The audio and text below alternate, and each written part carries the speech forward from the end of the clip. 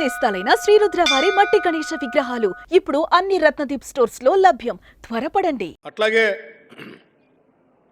రాష్ట్ర వ్యాప్తంగా ఇప్పటికున్నటువంటి 63 ఐటీఐ సెంటర్స్ని పాత రోజుల్లో అప్పుడు పనికొచ్చేటువంటి విధంగా ఉన్నటువంటి మిషనరీతో కూడుకున్నటువంటి ఆ ఐటీఐ సెంటర్లు ప్రస్తుత ఇండస్ట్రీకి పనికిరాపోవటం వల్ల మూలబడినటువంటి ఐటీఐలన్నింటినీ కూడా తిరిగి అడ్వాన్స్డ్ టెక్నాలజీ సెంటర్స్గా ఈరోజు పరిశ్రమలో పనికొచ్చేటువంటి మిషనరీస్ మొత్తాన్ని అక్కడ పెట్టి ఆ మిషనరీ ద్వారా ట్రైనింగ్ ఇచ్చి వాళ్ళందరినీ కూడా మళ్ళీ ఇండస్ట్రీకి ఉద్యోగ అవకాశాలు కల్పించేటట్టుగా 63 ఐటీఐ సెంటర్స్ని అడ్వాన్స్ టెక్నాలజీ సెంటర్స్గా ఈ రాష్ట్ర ప్రభుత్వం నిర్ణయం చేసి ముందుకు పోతా ఉంది.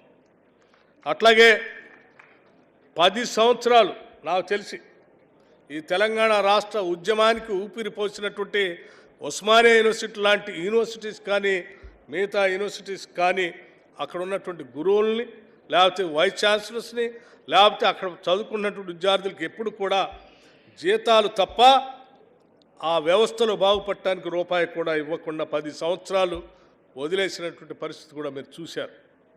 ఈ సంవత్సరం కేవలం అంటే ఎస్టాబ్లిష్మెంట్ కాకుండా కేవలం క్యాపిటల్ ఎక్స్పెండిచర్ కోసం అంటే ఇన్ఫ్రాస్ట్రక్చర్ కట్టడం కోసం యూనివర్సిటీకి ప్రత్యేకంగా 300 కోట్ల రూపాయలు ఈ సంవత్సరం బడ్జెట్లో కేటాయించి అందులో ఉస్మానియా యూనివర్సిటీస్కి 100 కోట్లు కూడా కేటాయించాం. అట్లాగే మిత్రులారా, మీ అందరికి కూడా నేను ఇక్కడ ఉన్నటువంటి బుర్రా వెంకటేశ్వరం గారు ఎడ్యుకేషన్ ప్రిన్సిపల్ సెక్రటరీగా అనేక సందర్భాల్లో మేము రివ్యూ చేసినప్పుడు నేను పొన్నం ప్రభాకర్ గారు లేకపోతే ముఖ్యమంత్రి గారు లేకపోతే ఇతర మంత్రిమండళ్ళు రివ్యూ చేసినప్పుడల్లా ఎడ్యుకేషన్ సంబంధించినటువంటి విద్యా వ్యవస్థలో విద్యుత్ శక్తి సంబంధించినటువంటి సమస్య అత్యంత ఇబ్బంది పడతా ఉంది. కొన్ని చోట్ల బిల్లులు కట్టలేకపోతున్నాం, డిస్కనెక్ట్ చేస్తూ ఉన్నారు, డ్రింకింగ్ వాటర్ ఉండకుండా పోతూ ఉంది, లేకపోతే రన్నింగ్ వాటర్ లేకుండా పోతూ ఉంది. దీనికి సంబంధించి రాష్ట్ర ప్రభుత్వం నుంచి ఒక విధానపరమైన నిర్ణయం తీసుకోవాలన్నప్పుడు ఈ మంత్రిమండలి అందరూ కూర్చొని ఆలోచన చేసింది.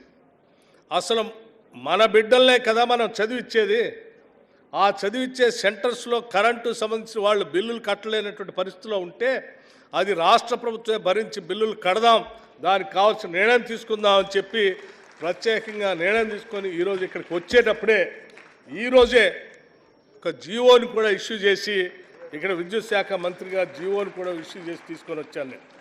దీనికి సంబంధించిన GO government after careful examination have decided to provide free power supply to the government educational institutions in the Telangana state to impart quality education. ఈ రాష్ట్రంలో ఉన్నటువంటి ప్రభుత్వ విద్యా సంస్థలన్నిటికి కూడా అన్ని వ్యవస్థల ఇన్స్టిట్యూషన్స్కి ఈరోజు ఫ్రీగా ఉచితంగా కరెంట్ ఇచ్చేటువంటి కార్యక్రమాన్ని అనౌన్స్ చేశాం. వీటికి సంబంధించి దాదాపు 27,862 ఇన్స్టిట్యూషన్స్ ఈ రాష్ట్రంలో స్కూల్ ఎడ్యుకేషన్ నుంచి ఇంటర్మీడియట్ ఎడ్యుకేషన్ నుంచి మొదలు పెడితే అప్ టు రెసిడెన్షియల్ స్కూల్స్ వరకు అన్నిటినీ కలుపుకుంటే 27,862 ఇన్స్టిట్యూషన్స్కి ఈరోజు ఉచితంగా కరెంట్ ఇచ్చేటువంటి కార్యక్రమాన్ని జియో ఇష్యూ చేసి ఈరోజు రాష్ట్ర ప్రభుత్వం కాంగ్రెస్ ప్రభుత్వం నిర్ణయం చేసి వచ్చిందని కూడా మీ అందరికీ నేను సవినయంగా మనవి చేస్తూ, సుమన్ టీవీలో మీ పర్సనల్ అండ్ బిజినెస్ ప్రమోషన్స్ కోసం కింది నెంబర్కి కాంటాక్ట్ చేయండి.